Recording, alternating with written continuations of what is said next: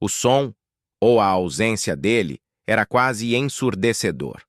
Apenas o sussurro distante e intermitente da água, um lamento profundo e contínuo que abraçava a escuridão.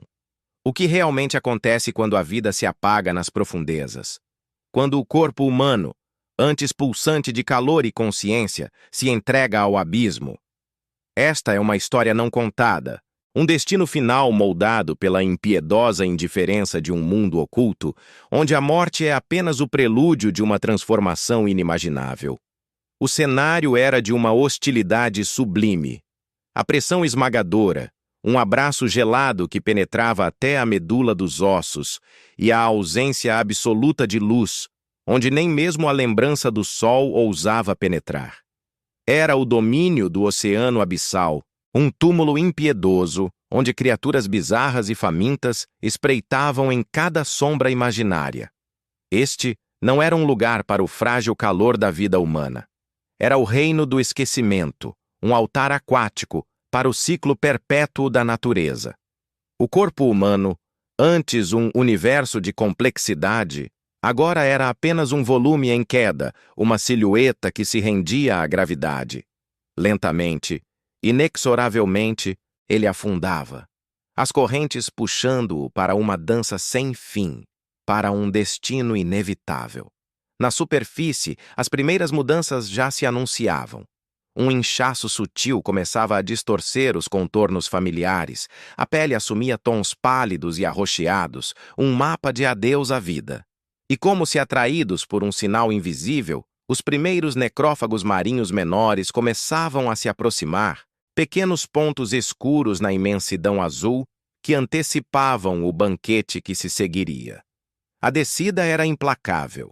O corpo humano atravessava a zona crepuscular, onde os últimos vestígios de luz se dissolviam em um azul profundo e fantasmagórico. A cada metro, a pressão aumentava exponencialmente, esmagando as cavidades internas, comprimindo os pulmões e os seios da face em um silêncio violento. Era uma compactação lenta, mas poderosa, um prelúdio para a aniquilação. E à medida que a escuridão se tornava total, os primeiros visitantes, maiores e mais agressivos, faziam sua aparição. Silenciosos e determinados, eles seguiam o rastro da morte, guiados por um instinto primordial. O banquete inicial era um balé macabro. Peixes-bruxa, com suas bocas redondas e sem mandíbulas, e anfípodes, pequenos crustáceos vorazes, eram os primeiros a reivindicar seu quinhão. A pele, antes uma barreira protetora, tornava-se a primeira linha a ser rompida. Eles se agarravam, raspavam e mordiscavam, abrindo caminho para o festim que os esperava. Não havia ferocidade, apenas uma eficiência fria e metódica, uma dedicação silenciosa à tarefa de consumir. O corpo humano, outrora um templo, agora era apenas alimento. A estrutura se mantém, mas por quanto tempo resistirá à fome que se aprofunda? Antes de continuarmos, inscreva-se no canal e diga-nos nos comentários de onde você está assistindo. O corpo humano continuava sua jornada para as profundezas, a fome do oceano abissal se intensificando a cada metro. Finalmente, após uma eternidade silenciosa de queda, ele atingiu o fundo, ou talvez uma plataforma abissal, onde o sedimento macio o acolheu em seu abraço frio. A baixa temperatura da água, um frio cortante e constante, retardava o processo de decomposição, mas não o impedia. Era uma ilusão de preservação, pois internamente, longe dos olhos de qualquer luz, a ausência de oxigênio acelerava os processos anaeróbicos, transformando o interior em um caldeirão de reações químicas. Uma orquestra da decomposição começava a tocar, silenciosa e implacável. Bactérias internas, antes inofensivas ou benéficas, agora se tornavam os maestros desse espetáculo sombrio. Elas iniciavam seu trabalho frenético, consumindo os tecidos de dentro para fora, liberando gases que faziam o corpo humano inchar de forma extrema, distorcendo ainda mais seus contornos outrora familiares. Essa expansão transformava o corpo em um balão grotesco, um farol olfativo que se espalhava pelas correntes, atraindo de longe os predadores mais imponentes e especializados.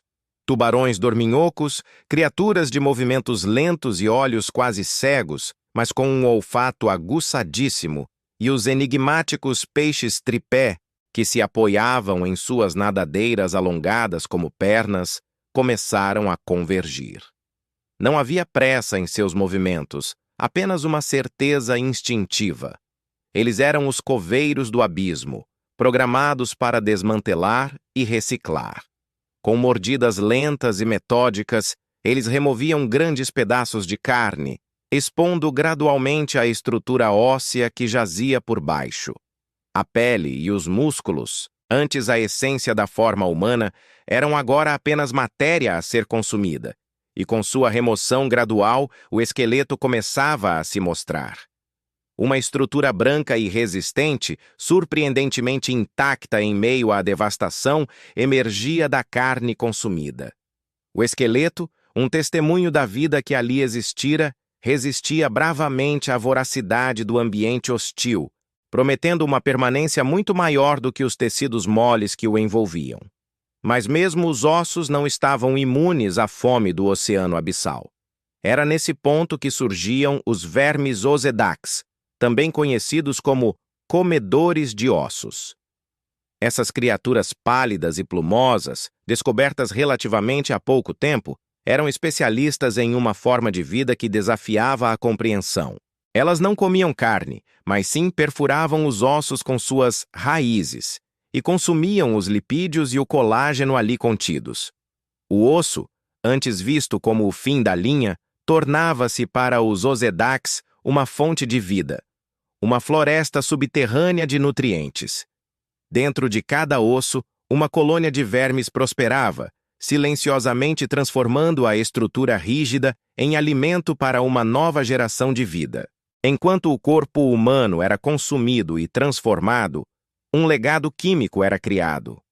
A liberação contínua de nutrientes provenientes da decomposição e do trabalho dos necrófagos enriquecia o sedimento ao redor.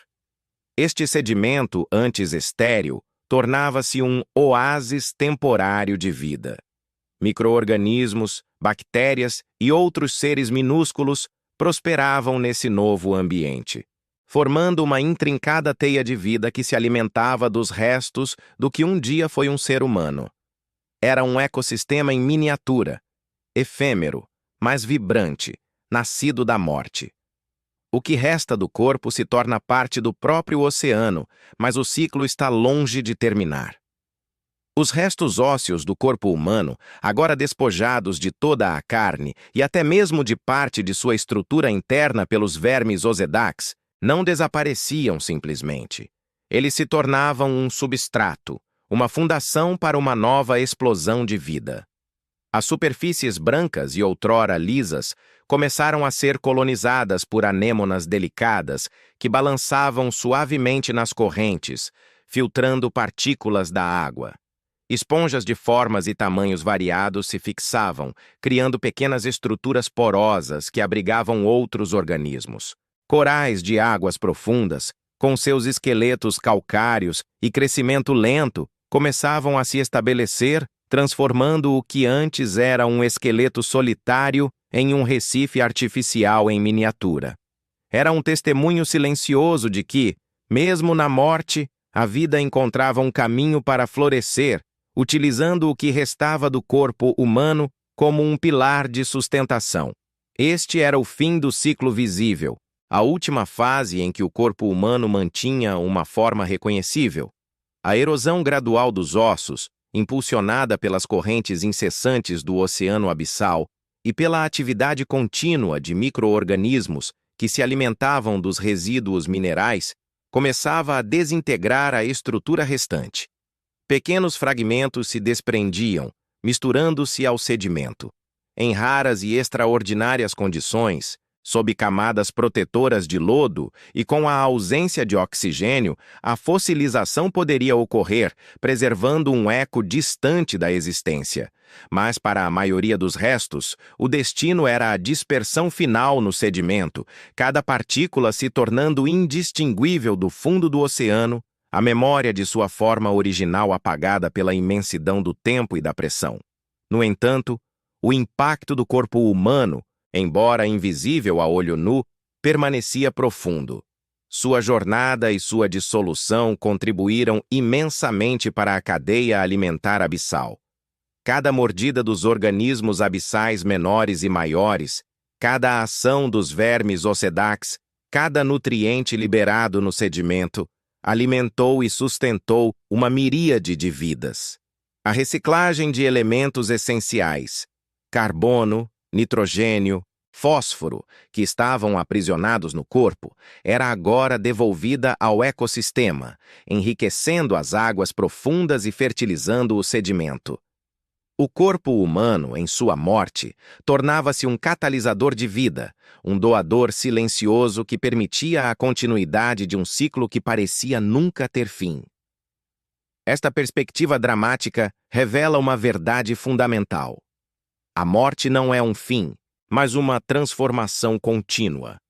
Nas profundezas do oceano abissal, onde a vida e a morte se entrelaçam de maneiras tão brutais quanto belas, a grandiosidade e a indiferença do oceano se manifestam em sua plenitude. Ele não julga, não lamenta, apenas processa. A beleza sombria da natureza reside precisamente nessa sua capacidade de extrair vida da morte, de tecer novas existências a partir do que foi. Não há desperdício, apenas uma redefinição perpétua de propósito. A reflexão final nos convida à humildade diante desses processos naturais.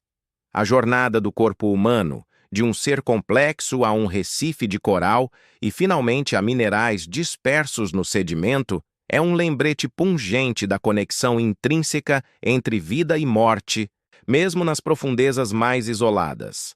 A mensagem é clara. Nada se perde. Tudo se transforma.